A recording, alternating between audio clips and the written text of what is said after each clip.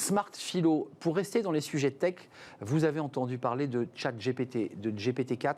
Ça suscite une vive polémique parce que les journaux, les experts s'en sont emparés sur, eh bien, c'est la fin de l'emploi, il va détruire certains emplois, et pas l'école bleue, mais l'école blanc. Et on en parle justement, alors c'est intéressant d'en parler avec un philosophe, Xavier Pavie, bonjour. Bonjour. Vous êtes professeur à l'ESSEC, directeur du centre Imagination, et je crois l'auteur d'un papier dans les Échos sur ce que peut représenter, ou pas d'ailleurs, ChatGPT ou GPT-4. Globalement, on nous dit qu'il va pouvoir faire le boulot des avocats, le boulot des comptables, le boulot des juristes, et que tous ces métiers-là, ces pans de métiers vont disparaître. Concrètement, c'est le bien, c'est le mal. Philosophiquement, ça représente quoi pour vous, ChatGPT-4 ? Alors, Arnaud, je me suis interrogé avec ChatGPT, GPT-4, en posant la question « qu'est-ce que le bien ?» Donc vous avez ouvert l'application, pour le dire concrètement. J'ai ouvert l'application, j'ai regardé, et je vous lis rapidement. J'ai raccourci un tout petit peu, mais l'idée est exactement celle-ci. Le concept de bien est un concept philosophique, complexe et subjectif qui peut varier en fonction des cultures, des religions, des époques, des individus, des contextes. Et ensuite, je vais avoir 16 notions différentes qui vont être notées, virgule, etc. La définition peut varier selon les croyances, les valeurs de chaque individu. Autrement dit, il va être extrêmement exhaustif pour essayer de tout prendre en compte. Tout embrasser. Tout embrasser. Il y a liberté, sagesse, beauté, harmonie, égalité, fraternité, solidarité, altruisme, compassion, responsabilité, paix et quelques autres que je ne cite pas. Qu'est-ce que vous voulez dire par là ? C'est qu'il offre un panorama complet, c'est très exhaustif, mais finalement c'est utile ou pas ? Mais en fait, le truc, c'est qu'il va ressortir une exhaustivité, il va prendre tout ce qui existe dans la philosophie, dans l'histoire de la philosophie, il va accumuler, mais ne va pas avoir d'avis, ne va pas avoir d'opinion, ne va pas avoir de conviction. C'est-à-dire qu'avec 16 termes différents pour expliquer le bien et pour terminer en disant que c'est subjectif et que ça va dépendre des valeurs, il nous a rien dit. Il nous a rien dit du tout. Mais c'est un chatbot amélioré en fait, globalement.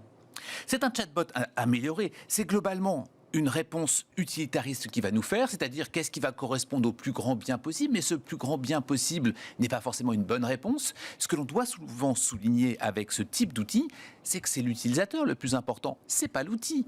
Et donc l'outil ne nous remplace pas. L'outil peut éventuellement être un super dictionnaire si vous voulez, mais pas de conviction. Ce qu'on va demander à un avocat, vous l'avez dit, ce qu'on va demander à un romancier également, qui va avoir des convictions de l'engagement. Il n'y a rien dans GPT-4. Il y a uniquement une somme de données, une accumulation de données, sans aucune conviction ni engagement. Xavier, comment finalement on peut qualifier la réponse qu'il nous donne ? Parce que beaucoup qui nous regardent ont ouvert l'appli, se sont amusés, entre guillemets, à l'exercer, ce chat GPT. Comment on peut qualifier cette réponse qui est donnée ?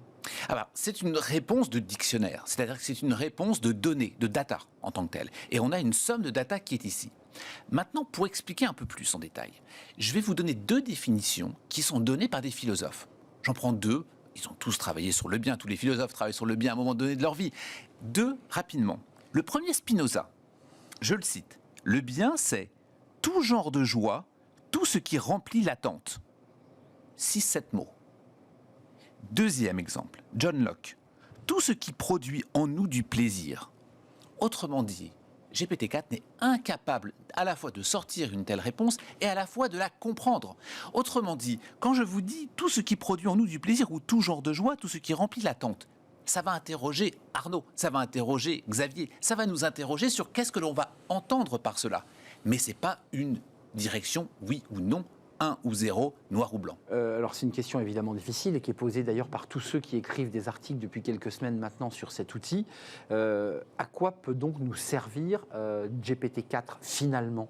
À travers la fenêtre du philosophe que vous êtes, parce que vous nous rassurez en quelque sorte. Vous dites on ne pourra jamais remplacer espèce d'invisibilité de l'intelligence humaine, quoi.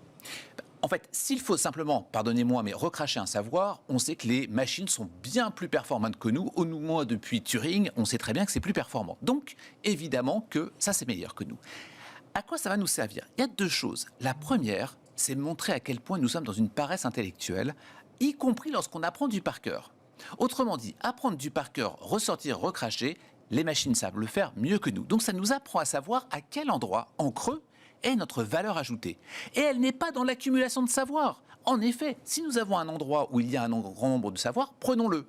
Mais par contre, qu'est-ce que l'on va faire du savoir ? Autrement dit, quelle est la valeur ajoutée de l'homme ? C'est ça la question. Elle est dans la créativité, elle est dans la philosophie, elle est dans l'imagination. On est en train de nous affoler avec des sujets qui s'appelaient Google, puis Siri, Google, GPT-4.